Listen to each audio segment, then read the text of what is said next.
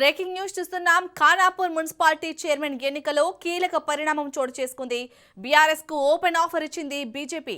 Chairman పదవి తమకు ఇచ్చినా పర్వాలేదు, బీఆర్ఎస్ తీసుకున్నా పర్వాలేదని బీజేపీ నేత ఆకుల శ్రీనివాస్ అన్నారు. బీఆర్ఎస్ నాయకులు ఈ ఆఫర్ కు స్పందించి ముందుకు రావాలని శ్రీనివాస్ కోరారు.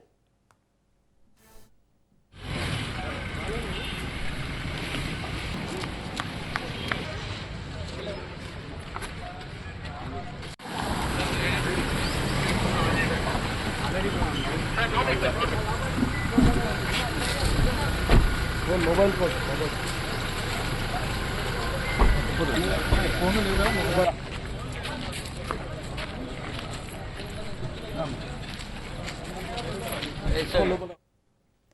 ఖానాపూర్ మున్సిపాలిటీ చైర్మన్ ఎన్నికలో కీలక పరిణామం చోటు చేసుకుంది. బీఆర్ఎస్ కు ఓపెన్ ఆఫర్ ఇచ్చింది బీజేపీ. చైర్మన్ పదవి తమకిచ్చినా పర్వాలేదు, బీఆర్ఎస్ తీసుకున్నా పర్వాలేదని బీజేపీ నేత ఆకుల శ్రీనివాస్ అన్నారు. బీఆర్ఎస్ నాయకులు ఈ ఆఫర్ కు స్పందించి ముందుకు రావాలని శ్రీనివాస్ కోరారు.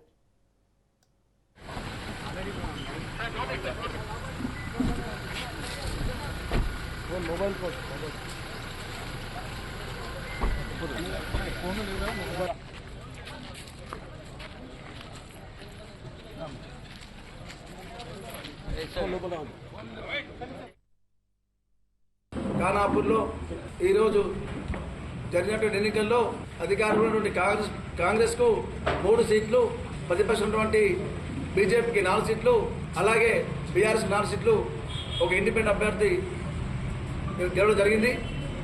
ఆ ఇండిపెండెంట్ అభ్యర్థి ఏదో గెలిచిన వ్యక్తి కాంగ్రెస్ పార్టీ వారు తీసుకొని వారు మాతో పాటు సమానంగా 4 సీట్లు, సమానంగా 3 పార్టీలు 4 సీట్లు తీసుకోవడం జరిగింది.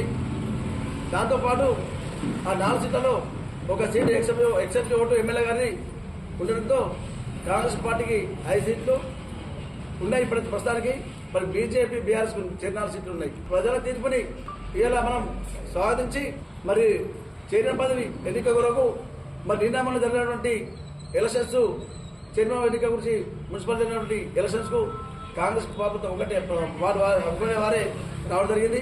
బీజేపీ మరియు బీఆర్ఎస్ పార్టీలు 2 హాజరు కాలేదు. ఎందుకంటే మేము చైర్మన్ వైస్ చైర్మన్ గురించి మాతో మాట్లాడుతున్నాయి సరిగ్గా ఊరలేదు కాబట్టి మేము రాలేకపోయినాం. బీఆర్ఎస్ పార్టీ శ్రేణులకు జాతన్న గారికి మేము ఒకటే వేడుకుంటున్నాం, దయచేసి ఖానాపూర్ పట్టణ అభివృద్ధికి సహకరించి ఈరోజు కేంద్ర ప్రభుత్వం బీజేపీ ఉంది, రాష్ట్రంలో కేంద్ర మంత్రులు 2 ఉన్నారు, అలాగే ఆదిలాబాద్ జిల్లాలో ఎంపీ అయిన నగేష్ గారు ఉన్నారు.